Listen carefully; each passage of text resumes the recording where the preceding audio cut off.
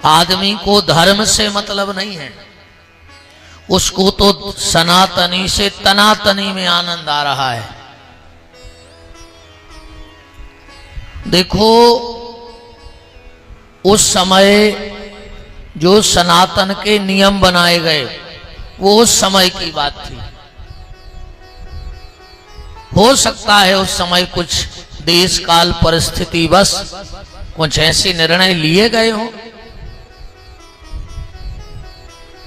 तो ऐसा भी तो हो सकता है कि उनमें परिवर्तन भी हो सकता है। जैसे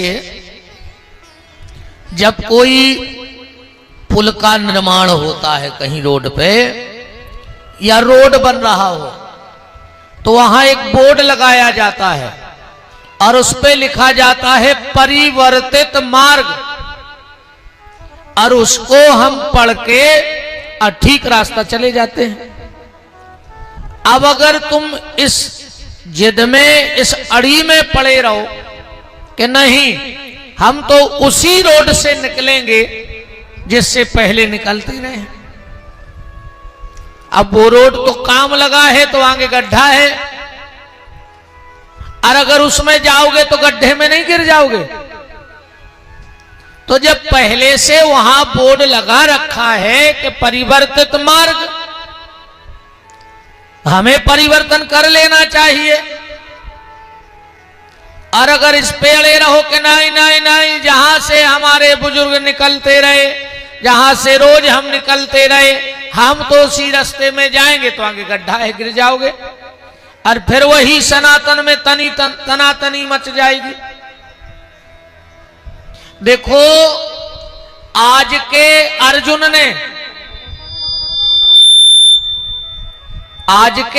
ने अपने उत्तर बदल लिए हैं।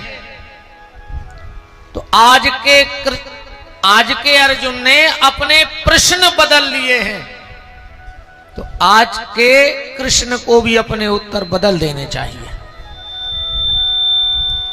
बिल्कुल उत्तर बदल देने चाहिए, क्योंकि उस समय की समस्या कुछ और रही, इस समय की समस्या कुछ और है।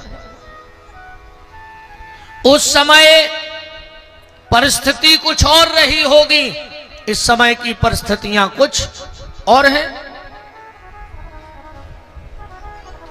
देखो ज्यादा धर्म में तनातनी करोगे, जीवन बहुत छोटा है, जाना तो कुछ है नहीं तुम्हारे साथ, क्योंकि अर्जन भी यही किया है हमने, और विसर्जन भी यही करके चले जाएंगे।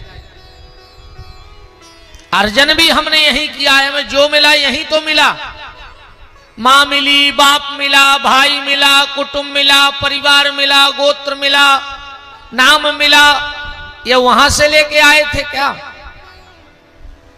मकान मिला, दुकान मिली, पैसा मिला, पत्नी मिली, बच्चे मिले, ये तुम वहां से थोड़ी लेके आए थे। सब अर्जन तुमने यही किया है, और जितना भी तुमने अर्जन किया है ये भी गारंटी है कि तुम्हें विसर्जन भी यही करना पड़ेगा। ना मकान साथ में जाएगा, ना बेटा साथ में जाएगा, ना पत्नी जाएगी, ना नातेदार रिश्तेदार, कौन जाएगा? तो यही अर्जन है जीवन का, और यही विसर्जन है जीवन का। जो यहां लिया वो यहीं छूटेगा। पर एक वस्तु ऐसी है जो साथ आई भी है, साथ जाएगी भी, वो है तुम्हारा प्रारब्ध। तुम्हारे साथ आया है तुम्हारा प्रारब्ध। अब वो पुण्य के रूप में आया है कि पाप के रूप में आया है, इसका निर्णय तो हमारी दैनिक दिनचर्या बताएगी।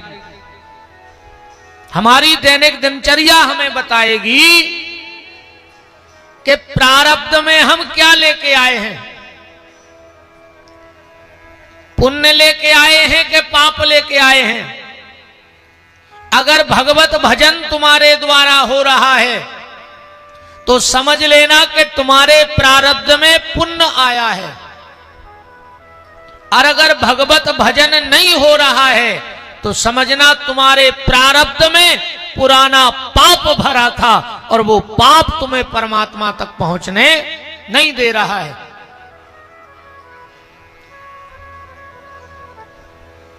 अब जिस दिन जाओगे तो भी प्रारब्ध ही लेकर के जाओगे।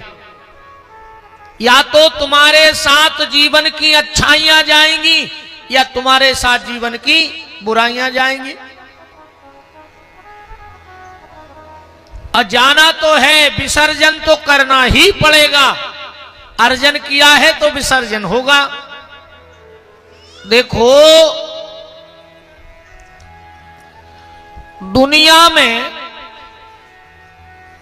मनुष्य का जन्म मिला तो ये कोई गारंटी नहीं कि तुम पैसा कमा पाओगे कि नहीं कमा पाओगे। है कोई गारंटी कि मनुष्य बन गए तो पैसा कमा लोगे?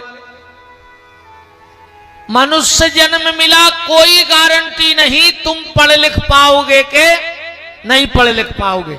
इसकी कोई गारंटी है कि मनुष्य बन गए तो तुम बहुत विद्वान भी बनो?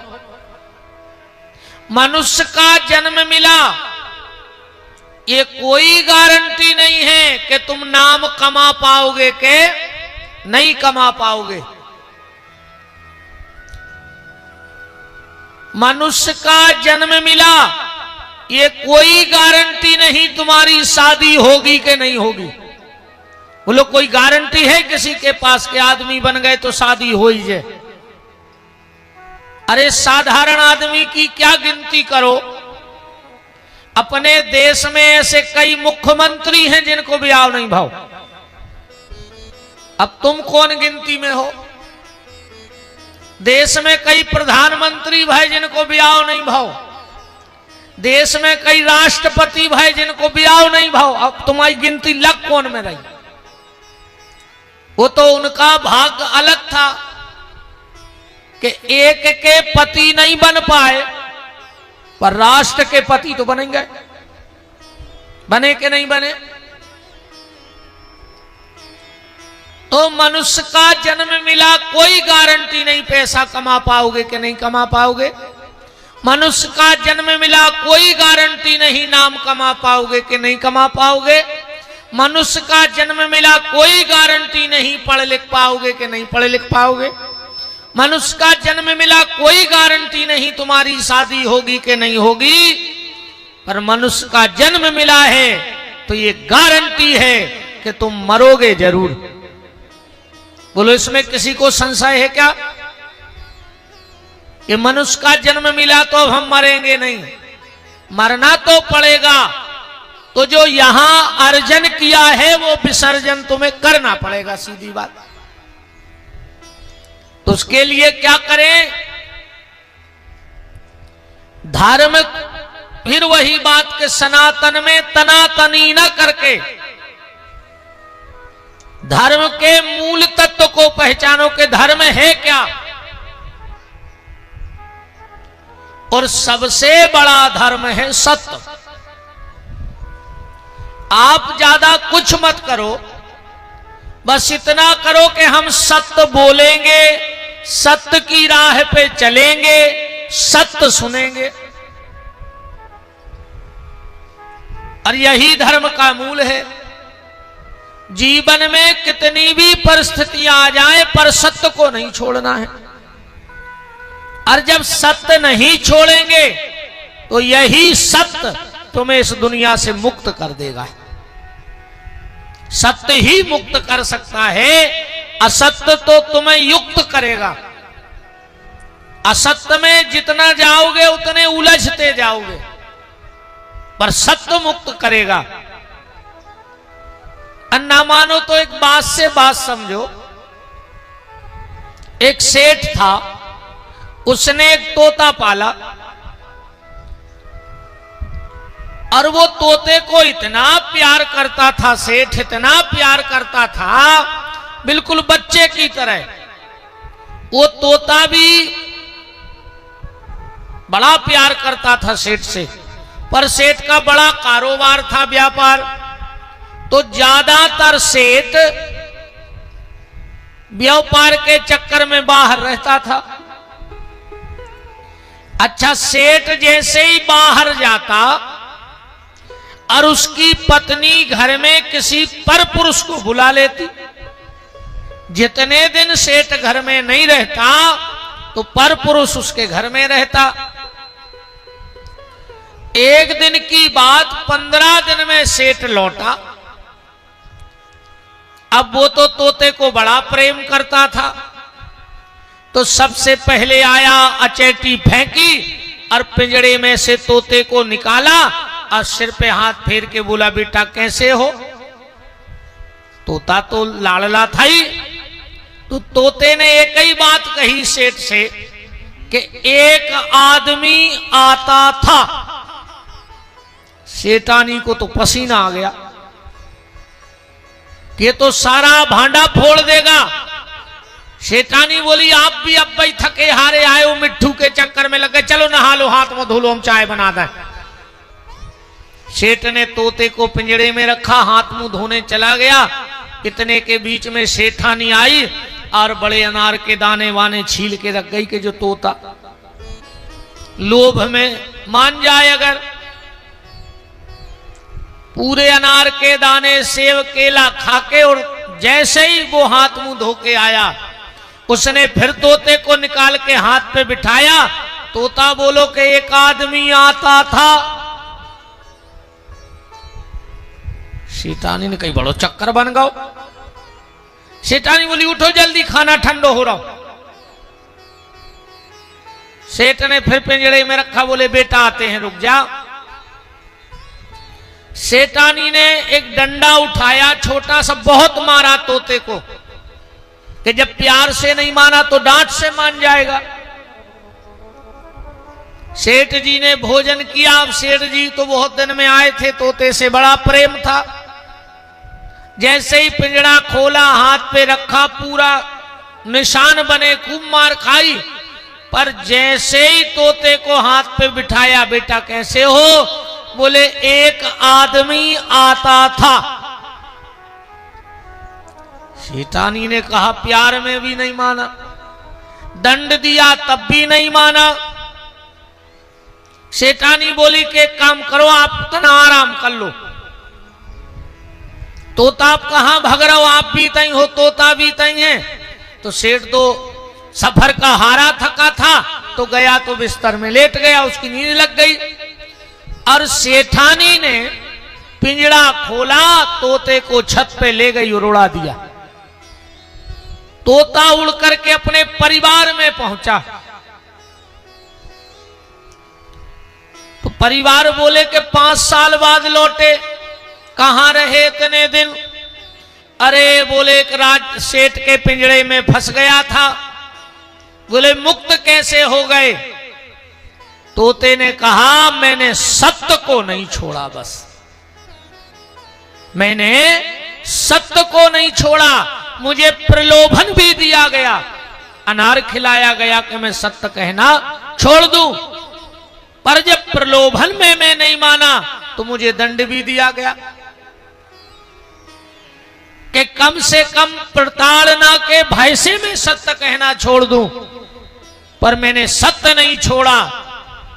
और जो सत्य नहीं छोड़ता वो एक ना एक दिन इस शरीर रूपी पिंजरे से मुक्त हो जाता है। जैसे तोता मुक्त हो गया, ऐसे ही एक दिन ये शरीर भी मुक्त हो जाएगा। पर उसके लिए सत्य का अनुसरण करना पड़ेगा, सत्य का अनुसरण करना पड़ेगा। और सत्य का अनुसरण कहां से होगा? सत्य की पहचान कहां से होगी? सत्य के प्रति जिज्ञासा कहां से जागेगी?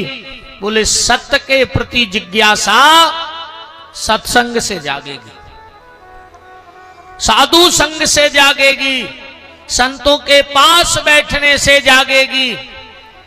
इसीलिए मीराबाई गाती थी, संतन ढिंग बैठ बैठ लोक लाज खोई। आइए भैया, संतन ढिंग बैठ बैठ लोक लाज खोई। प्रणाम।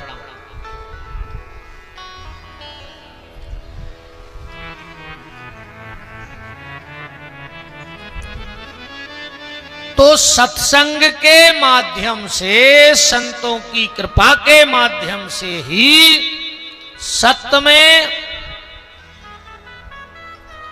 हमारी रुचि होगी और सत्य हमारे उच्चारण में कम हो, हमारे आचरण में ज्यादा हो। आज सत्य उच्चारण में बहुत है पर आचरण में कम है।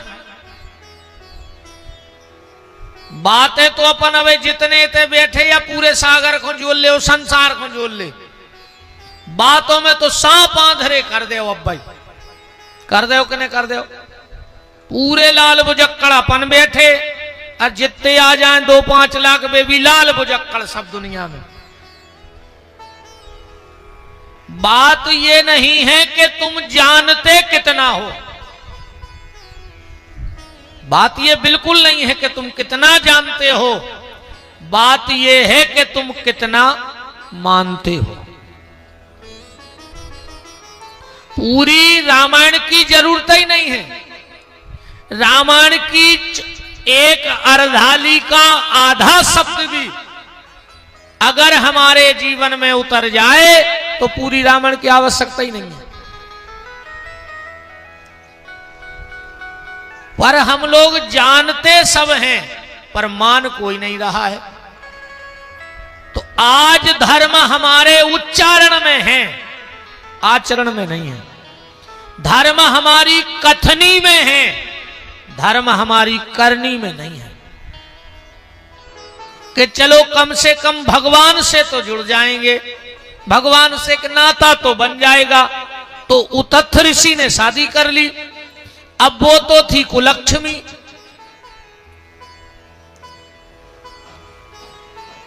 उतथ ऋषि सुबह उठे 4 बजे और जैसे ही स्नान करने लगे उसने, क्या कर रहे हो? बोले अरे ब्राह्मण हैं, साधु हैं तो पूजा पाठ करेंगे। बोले नहीं, हमें ये सब पसंद नहीं है, आप स्नान नहीं करोगे।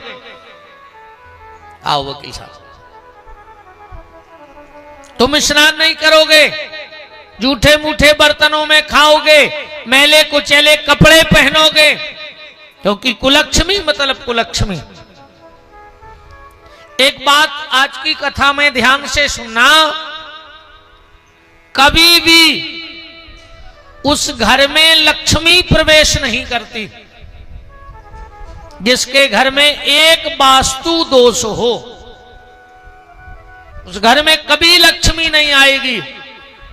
कौन सी गलती? किवाड़ के पीछे कपड़ा नहीं टांगना चाहिए।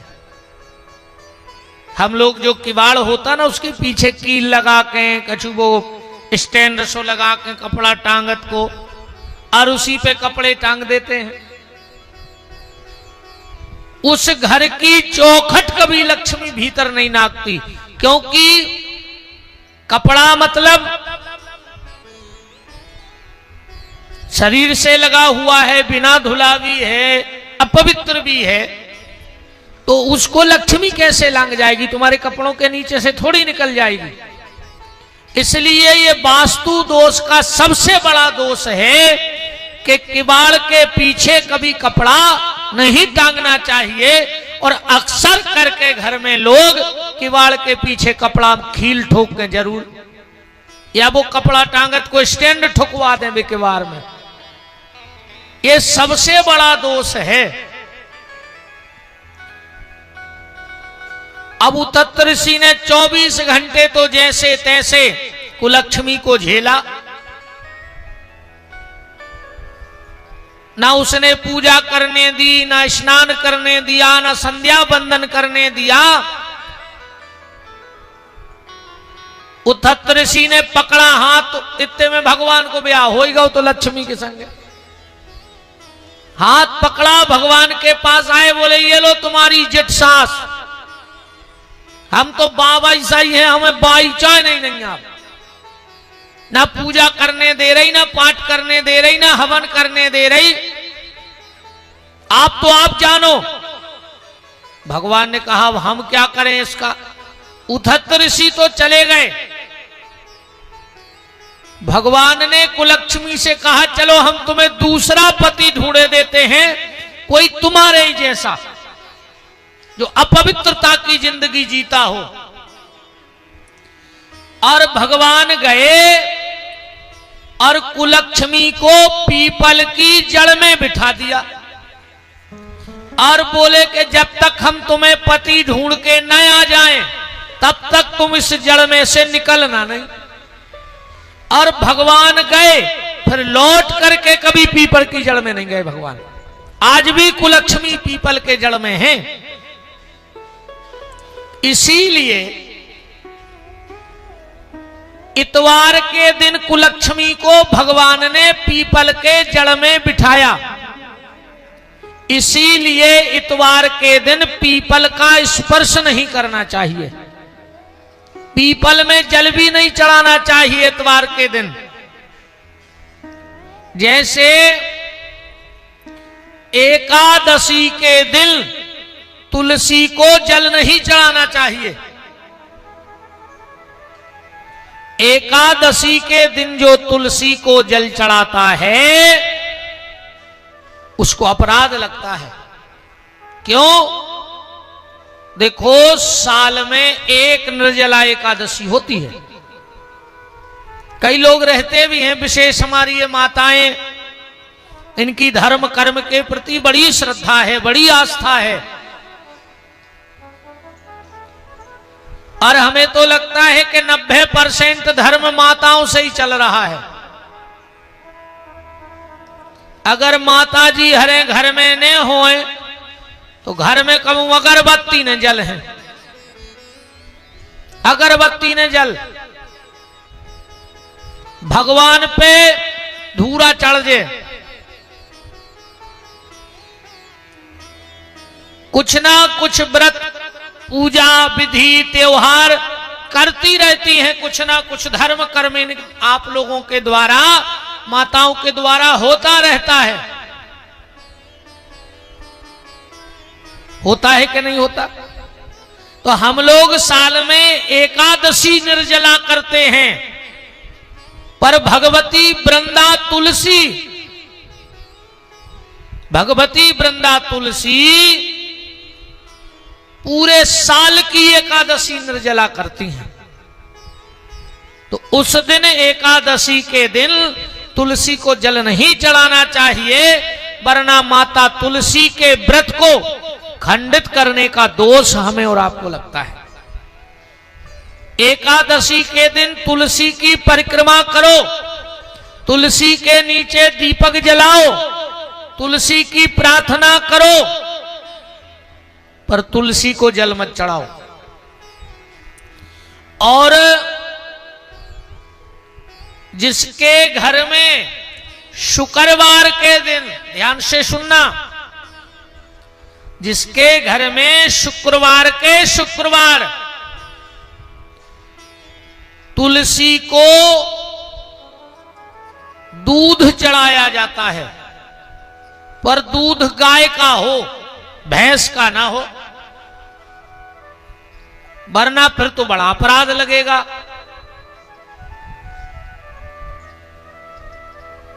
एक बात और आपसे निवेदन करें, आप घर में आरती करती हो, हवन करती हो, तो सिर्फ गाय के घृत का उपयोग करो।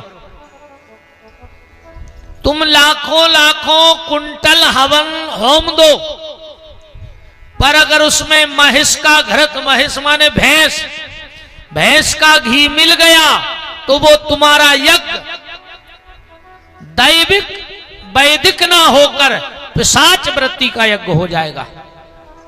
उसमें तुम्हारे घर में सिर्फ पिशाचता बढ़ेगी, मानवता नहीं बढ़ेगी, दानवता बढ़ जाएगी। इसलिए घर में आरती भी करो तो गैया के घी की करो। वरना सीधी फुल बत्ती जलाओ और वो धूप बत्ती जलाओ। भैंस के घी का उपयोग मत किया करो। पर एक जगह ऐसा भी विधान है, साल में एक बार भैंसाई को घी दूध चाहने पर है ना, चाहिए पड़ता है। शायद हर चट में लगा कि ऋषि पंचमी में हमें ध्यान से उड़ गए। ऋषि पंचमी है कि हर चट? हाँ, हर चट के दिन भैंस को दूध, भैंस को घी एक दिन भर ऋषियों को भोग लगता है।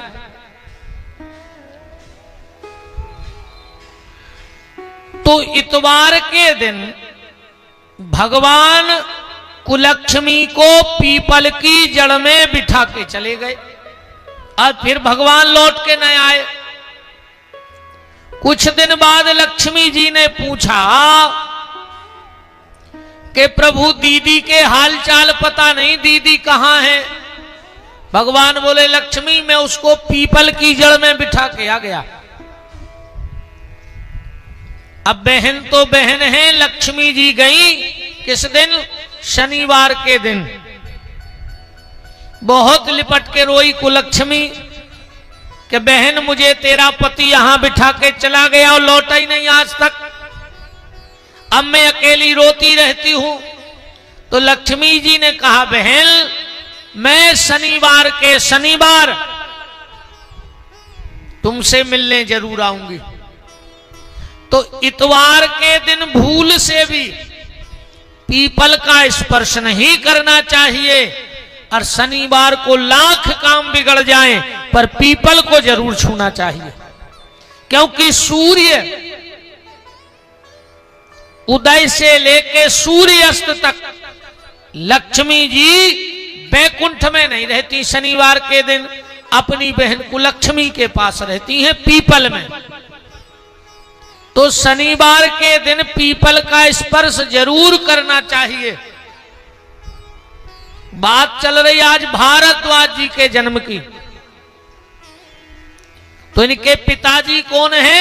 उतथ, और इनकी माता का नाम है ममता, भारद्वाज जी की। अब बात को ऐसे समझना, जब अपनी मां के गर्भ में भारद्वाज जी थे तो उतथ ऋषि इनके छोटे भाई थे बृहस्पति। जब ममता के गर्भ में भारद्वाज जी थे तो बृहस्पति एक दिन गए उतथ ऋषि के आश्रम, और उतथ ऋषि थे नहीं और ममता बड़ी सुंदर थी। बृहस्पति जी मोहित हो गए ममता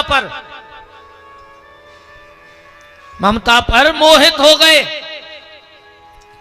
और जबरदस्ती ममता का साथ किया। इसीलिए दो ऋषियों की संतान है भारद्वाज। ध्वज कहा, दो पिता की संतान है। अभी तो नाम ध्वज पड़ा, भारत तो भी पड़ेगा आगे, आपको हम बता रहे हैं। बृहस्पति और उतथ ऋषि दो ऋषियों की संतान है, इनके लिए इनका नाम पड़ा ध्वज। ममता ने बहुत विरोध किया तो बृहस्पति ने ममता को श्राप दे दिया कि तुम अंधी हो जाओ। अंधे होने का श्राप दिया। अब ममता ने विचार किया कि पति को पता लगेगा कि परपुरुष से गई के पास गई तो दिक्कत होगी, तो इस गर्भ को जंगल में छोड़ दिया, जन्म दे दिया। भारद्वाज जी का जन्म बता रहे, इनको जंगल में इनकी माता ममता ने त्याग कर दिया। इनका पालन मरुतगणों के द्वारा हुआ, भारद्वाज जी का। मरुतगणों ने इनको उस गर्भ को, क्योंकि गर्भ आया वो तो तुरंत का गर्भ था, 9 महीने पुष्ट होने में लगते गर्भ को, तो मरुतगणों ने उसको संभाल के रखा, उस मांस के पिंड को, उस गोले को। उसी समय राजा दुष्यंत के पुत्र, जिनका नाम था भरत, दुष्यंत और शकुंतला की चर्चा आप लोगों ने सुनी होगी। दुष्यंत के पुत्र हुए भरत, वो यज्ञ कर रहे थे, सोम यज्ञ। किसके लिए? संतान के लिए। तो मरुतगणों ने वो मांस का गोला पिंड ले जाकर भरत राजा को दे दिया, दुष्यंत के पुत्र को। अब उनको तो पुत्र से मतलब था कि पुत्र मिल जाए, तो भरत के यहां पले और ध्वज माने 2 पिता से इनका जन्म हुआ, इसलिए इनका नाम भारद्वाज ऋषि पड़ा। ये सप्तऋषियों में शामिल किए गए, सप्तऋषियों में इनको शामिल किया गया। इनका विवाह हुआ। इनकी 2 पुत्रियां थीं। एक पुत्री भारद्वाज जी की ब्याह गई जागवल्क जी को। जागवल्क जी दामाद थे भारद्वाज ऋषि के। और दूसरी पुत्री थी जिसका नाम था सुयसा, वो ब्याही गई किसको? विश्रवा ऋषि को। भारद्वाज की 2 पुत्रियां, एक ब्याही गई जागवल्क जी को और एक ब्याही गई विश्रवा ऋषि को, जिनका नाम था सुयसा। और इन्हीं के यहां कुबेर का जन्म हुआ। विश्रवा और सुयसा के यहां कुबेर का जन्म हुआ। कुबेर कहते किसको हैं? कुबेर पैसा वाले को नहीं कहते। आजकल तो को उसे कह दे के ये तो अपने सागर के कुबेर आए, सुबह फूल के पिक्का हो जाता। कुबेर कहा किसको जाता है? तना खिसक आओ माता जी हरो और का खिसक आओ। हाँ,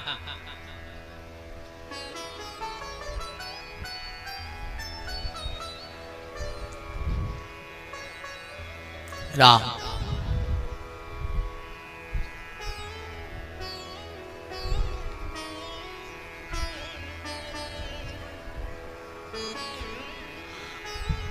तो कुबेर किसको कहा जाता है? हम लोग जानते हैं कुबेर माने पैसा वाला, पर संस्कृत में कुबेर का मतलब होता है काणा, एक आंख वाला, जिसकी एक आंख फूटी हो, उसको कुबेर कहा जाता है। अपन को उसे कहो भज्जा सागर के कुबेर, सो भज्जा फूल गए, जबकि भज्जा पता ही नहीं कि कई कया है अपन ने उनसे। कैसे आंख फूट गई थी, कथा आप लोगों को शायद सुनी हो।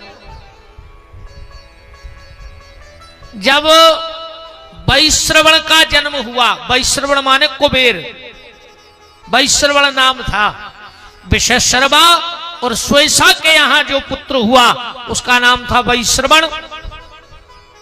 ये जन्म लेते ही बनारस चले गए। इन्होंने इतनी अखंड तपस्या की भगवान शंकर की, गंगा के घाट पर बैठकर, कि भगवान शिव और पार्वती प्रकट हो गए इस बालक की तपस्या पे। तो बगल में खड़ी थी पार्वती। तो ये वैश्रवण पार्वती जी को तिरछी नजर से एक आंख से देख रहा था। पार्वती जी को क्रोध आ गया और कहा कि जिस आंख से तूने मुझे तिरछी नजर से देखा है, मैं तुझे श्राप देती हूं, तेरी वो आंख फूट जाए। भगवान शंकर ने कहा देवी तुमने इसको श्राप क्यों दिया? बोले हमें देख रहा था। भगवान शिव ने कहा वैश्रवण तुम माता जी को देख रहे थे? बोले हाँ प्रभु देख रहे थे। पर गलत नजर से नहीं देख रहे थे। हम ये सोच रहे थे कि हमको 3 जन्म लगे जब आपकी एक झलक देखने को मिली। तो हम ये विचार कर रहे थे कि इस माता ने ऐसा कौन सा पुण्य किया जो भगवान शंकर के साथ 24 घंटे रहती है। भगवान शंकर ने कहा, देखा देवी, वो क्या सोच रहा था और तुमने क्या सोच के श्राप दे दिया। अब पार्वती ने कहा, भोलेनाथ श्राप तो दे ही दिया है, अब आंख तो उसकी फूट ही गई है, तो इसका नाम कुबेर हो जाएगा, क्योंकि एक आंख वाले को कुबेर बोल, कनवा आंखों सीधी अपन सा करे आऊ भाषा। अब को कुबेर केवे तो खुश ने हुज्जो, समझ जाइयो वो तुमसे क्या कह रहा हो। अच्छा, शब्दों ही शब्दों को तो फर्क है। अब कोई से कह दे कि तुम 1 नंबर के जानवर हो, अब भाई लड़ बैठ हमसे। अरे तुम कह दे में कि भज्जा तो सागर के शेर यहाँ, अब कई तो हमने जानवर ही है भाई। जब सीधी कह दी थी, अब की घुमा के कह दी। आजकल आदमी आदमी नहीं बन रहा, जानवर खूब बन रहा हो। जे को देखो वही के जे फलाने क्षेत्र के शेर यहाँ है, माने आदमी तक खत्म हो गई, अब पक्के जानवर बन गए। कहा था इसे शेर मेरे ने बनो, आदमी बने रहो। तो पार्वती ने फिर इस वैश्रवण को धनाधिपति होने का वरदान दिया कि दुनिया में तुम सबसे ज्यादा धनी रहोगे, तुम्हारे पास बहुत पैसा रहेगा।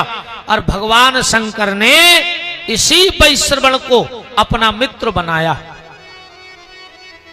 और वैश्रवण की कुबेर का घर कहां था? अलकापुरी में। और अलकापुरी की राजधानी कौन है? अलकापुरी की राजधानी है कैलाश।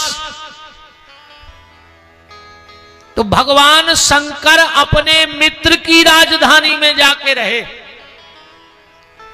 भगवान विश्वनाथ तो बनारस में रहते थे उस वक्त, पर जब कुबेर ने, वैश्रवण ने बड़ा आग्रह किया तो भगवान शंकर फिर जाकर के कैलाश में रहे हैं। तो भारद्वाज जी की 2 पत्नियां, एक ब्याही जागवल्क्य जी को और एक ब्याही थी विश्वेश्वर ऋषि को। भारद्वाज जी की एक कथा और मिलती है। एक बार भारद्वाज जी गंगा स्नान करने गए। धृताची नाम की अप्सरा को देख करके इनका तेज गिरा। भारद्वाज जी का धृताची नाम की अप्सरा को देखकर तेज गिरा और उस तेज को दोने में रख लिया और उस दोने से एक पुत्र का जन्म हुआ और उसी का नाम द्रोणाचार्य हो गया। द्रोणाचार्य भी भारद्वाज जी का पुत्र था, अंश अवतार, जो पांडवों को धनुर्विद्या सिखाई थी, वो भी भारद्वाज ऋषि के ही पुत्र थे। धृताची नाम की अप्सरा को देख के जो तेज हुआ, भारद्वाज जी के गुरुजी कौन थे? भारद्वाज जी के गुरुजी थे वाल्मीकि। पर इन्होंने याज्ञवल्क्य जी से कथा सुनी तो कोई कोई याज्ञवल्क्य जी को भी इनका गुरु बताता है शास्त्र के हिसाब से, क्योंकि कथा जो सुनाए वो भी तो गुरु ही है। तो कथा सुनाने के कारण याज्ञवल्क्य जी गुरु, पर मंत्र दृष्टा जो थे वो कौन थे? वाल्मीकि जी। और वाल्मीकि जी के मुंह से जो पहला श्लोक निकला था, वाल्मीकि जी के मुंह से जो पहला श्लोक निकला वो सबसे पहले भारद्वाज जी ने सुना था। भारद्वाज जी के मुंह से सबसे पहला संस्कृत का श्लोक कौन सा निकला था? क्योंकि ये तो डाकू थे, अच्छा, इनको वाल्मीकि इसलिए भी कहा जाता है, इन्होंने इतना भजन किया कि इनके शरीर में बामी लग गई थी और सांप रहने लगे थे। बामी लगने के कारण इनका नाम वाल्मीकि पड़ गया। बामी लगने के कारण। तो पहले तो ये डाकू थे, नारद जी ने इनको मंत्र दिया उल्टा, नाम जपत जग जाना, वाल्मीकि भय ब्रह्म समाना। इनके जीवन में परिवर्तन कब आया वाल्मीकि जी के? एक बार ये जा रहे थे जंगल में, डाकू थे, कठोर हृदय था इनका, पर वाल्मीकि जी ने देखा कि एक बहेलिया एक क्रोंच नाम के पक्षी को बाण से भेद रहा है। वाल्मीकि जी की आंखों में आंसू आ गए। अब वाल्मीकि जी पढ़े लिखे तो थे नहीं, संस्कृत कहां से बोलते, तो ओंठ तो हिला रहे पर शब्द नहीं निकल रहे, क्या बोल रहे इस बहेलिए को। रामचरितमानस में लिखा है कि ब्रह्मा जी ने तुरंत सरस्वती से कहा कि सरस्वती, आज मौका है, जाओ और इसके मुंह पे बैठ जाओ, क्योंकि आगे चल के ये राम कथा के बड़े विद्वान बनेंगे। आप मानस की चौपाई पढ़ो कि भगति है तू विधि भवन बिहाई, भगति है तू विधि भवन बिहाई, और सुमेरित शारदा आवत धाई। जैसे इनके ओंठ फड़फड़ाए और ब्रह्मलोक से शारदा आई, और पहला श्लोक निकला था, मां निषाद प्रतिष्ठिता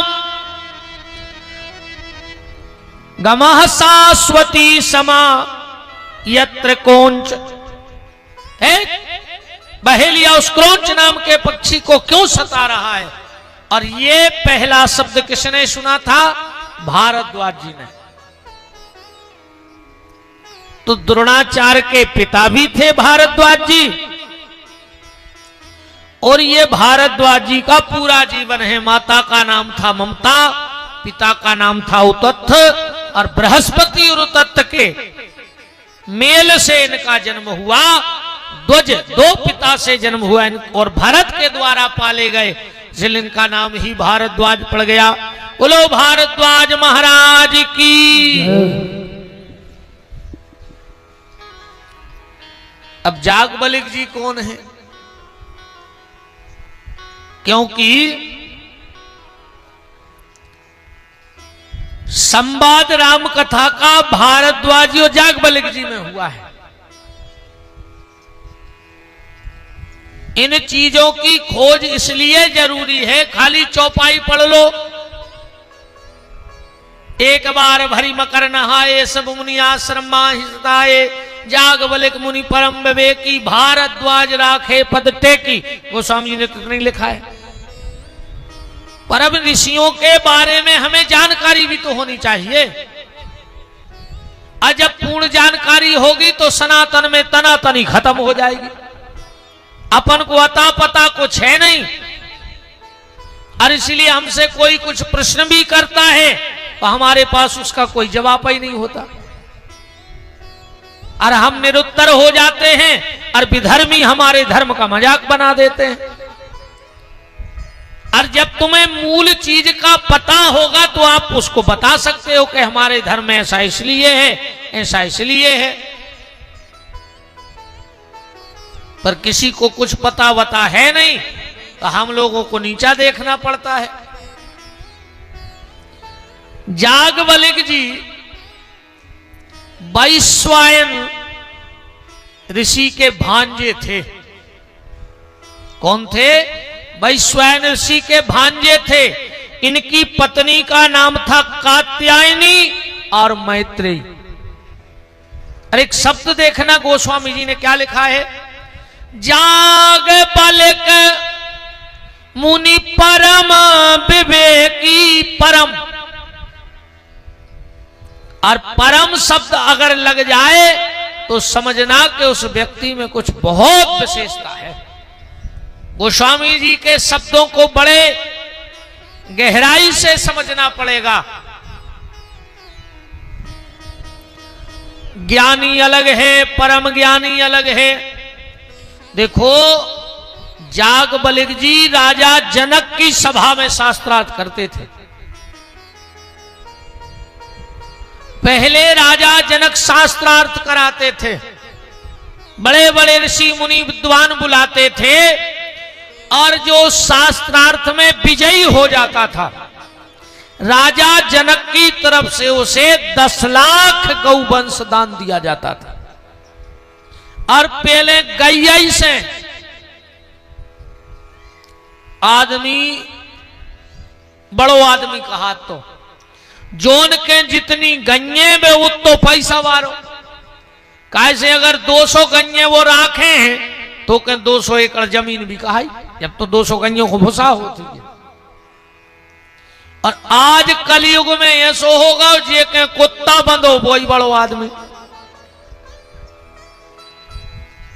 नहीं है।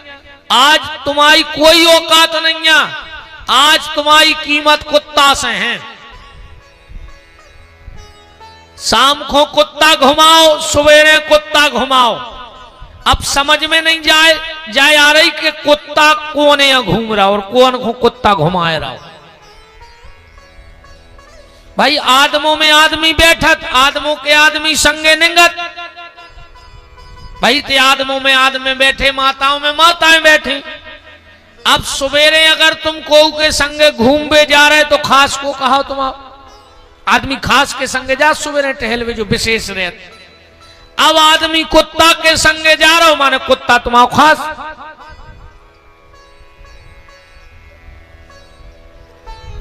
अब कुत्तों से कीमत है। अच्छा, एक बात और देखो, पहले घरों में चौक बनता था गैया के गोबर का। अच्छा, ये भी एक शोध का विषय है गर्ग जी।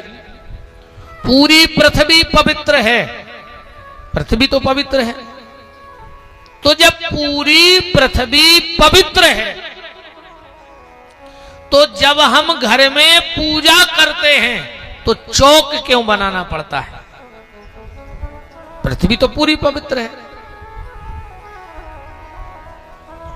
पर जितनी भूमि में हम पूजन करेंगे उतनी भूमि में चौक क्यों लीपा जाता है, वो भी गैया के गोबर से? क्या भूमि पवित्र नहीं है? अपवित्र है, इसीलिए तो उतनी जगह को पवित्र किया जहां ठाकुर जी का कलश, चौकी रखी जाए।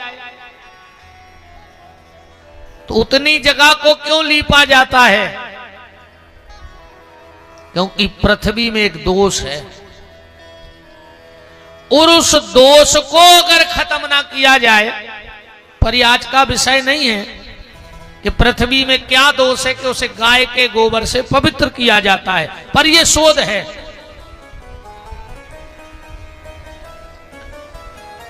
तो पहले हम गैया के गोबर से लीपते थे क्योंकि घर में गैया रहती।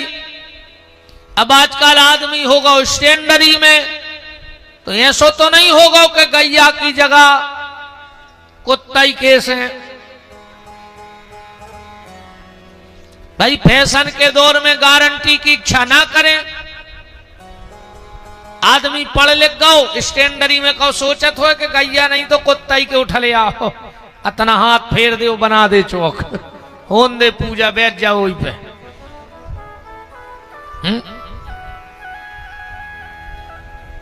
हरे राम।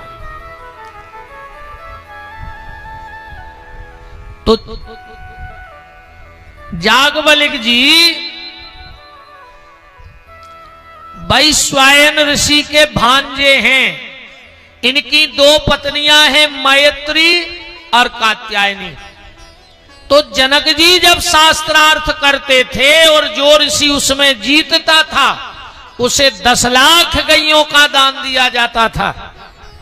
और हर बार याज्ञवल्क्य जी ही उस समारोह के विजेता होते थे। इसीलिए लिखा है याज्ञवल्क्य मुनि परम विवेकी। दक्षिण भारत, उत्तर भारत, मध्य भारत में उस समय याज्ञवल्क्य जी की सानी का कोई विद्वान नहीं था। एक बार वैश्वायन ऋषि ने श्राद्ध किया और श्राद्ध में सबको बुला लिया। अब भांजे हैं याज्ञवल्क्य जी तो इनको भी बुलाया, और जब इनको बुलाया तो ये पहुंच नहीं पाए, याज्ञवल्क्य जी पहुंचे नहीं। तो वैश्वायन ऋषि को क्रोध आ गया। दूसरे दिन जब याज्ञवल्क्य जी पहुंचे, कहा मामा जी हम तो नहीं आ पाए। बोले तुम्हें आना था, तुमने अच्छा नहीं किया। अब अगर तुम मेरे पितरों के श्राद्ध में नहीं आए हो तो हमने तुम्हें जो विद्या दी है तुम उसको त्याग दो। ये मेरा आदेश है तुम्हारे लिए, क्योंकि तुम कल हमारे यहां श्राद्ध में नहीं आए। इसलिए जो भी विद्या दी उसे त्याग दो। तो उसी समय याज्ञवल्क्य जी ने पूरी विद्या का त्याग कर दिया जो मामा जी ने दी थी। और जैसे ही उस विद्या का त्याग किया तो और ऋषियों ने तीतुर बन के वो विद्या को चुनो जो याज्ञवल्क्य जी ने उगला, बमन किया उस विद्या का। तो और ऋषियों ने तीतुर बन के और वो विद्या को खाया, और जिसके अंदर जितनी विद्या गई वही तैत्तरीय उपनिषद के नाम से आज जगत में विख्यात हो गई। तैत्तरीय उपनिषद हैं, अलग अलग ऋषियों के हैं। और जो अभी श्रावण का महीना चल रहा है, इसमें जो विद्वानों के द्वारा रुद्री बोली जाती है, रुद्राष्टाध्यायी, इसके ऋषि कौन हैं? इसके ऋषि हैं याज्ञवल्क्य जी। हर मंत्र के ऋषि होते हैं। तो यजुर्वेद के ऋषि कौन हैं? मंत्रों के जो अभिषेक में बोले जाते हैं उनके ऋषि हैं याज्ञवल्क्य जी। तो याज्ञवल्क्य जी ने भी अपने मामा को एक श्राप दिया। ध्यान से सुनना। कहा मामा तुमने तो मुझसे कहा तो मैंने तुम्हारी विद्या उगल दी, और जो तुम्हारी विद्या उगली तो ऋषि मुनि खा गए, वे तैत्तरीय उपनिषद जगत में जाएंगे। पर आज के बाद मैं भी एक बात कह रहा हूं कि अगर किसी के घर में उसके माता पिता की श्राद्ध होगी और अगर उसमें भांजे को नहीं बुलाया जाएगा तो वो श्राद्ध स्वीकार नहीं की जाएगी। आप श्राद्ध में अगर अपनी बहन को और अपने बहन बहनोई ना भी आ पाए तो कोई दिक्कत नहीं। अरे ये नहीं कि आप ब्राह्मण हो, क्षत्रिय हो, आप किसी भी समाज में हो और श्राद्ध कर रहे हो, और अगर श्राद्ध का भोजन भांजे को नहीं बुलाया जाएगा तो वो श्राद्ध सफल नहीं माना जाएगा। भांजे को श्राद्ध में जरूर बुलाना चाहिए। ये याज्ञवल्क्य जी और वैश्वायन ऋषि के संवाद की कथा आपको बता रहा हूं। कल मैंने कहा था कि माताओं को श्राद्ध नहीं खाना चाहिए, चाहे ब्राह्मण हो, क्षत्रिय हो, किसी भी समाज में की माताएं हो, पर भूल के कभी किसी के श्राद्ध का न्योता स्वीकार मत करना। जाना नहीं, आज के बाद ध्यान रखना। और श्राद्ध में जब तक भांजे का भोजन ना हो, किसी का भोजन हो गया हो, पर अगर तुम्हारे भांजे ने तुम्हारे यहां श्राद्ध में भोजन नहीं किया तो वो सारा श्राद्ध का फल निष्फल चला जाएगा। याज्ञवल्क्य जी अपने मामा वैश्वायन ऋषि के यहां से आए और फिर उन्होंने सूर्य उपासना की, सूर्य आराधना करी याज्ञवल्क्य जी ने। और इतनी सूर्य आराधना की, इतनी सूर्य आराधना की कि भगवान सूर्य की कृपा से एक तो ये यजुर्वेद के मंत्र दृष्टा बने और इन्होंने वाजसैनीय संहिता को लिखा। वाजसैनी संहिता वशिष्ठ ऋषि के द्वारा रचित है। याज्ञवल्क्य स्मृति इनका एक प्रसिद्ध ग्रंथ रहा।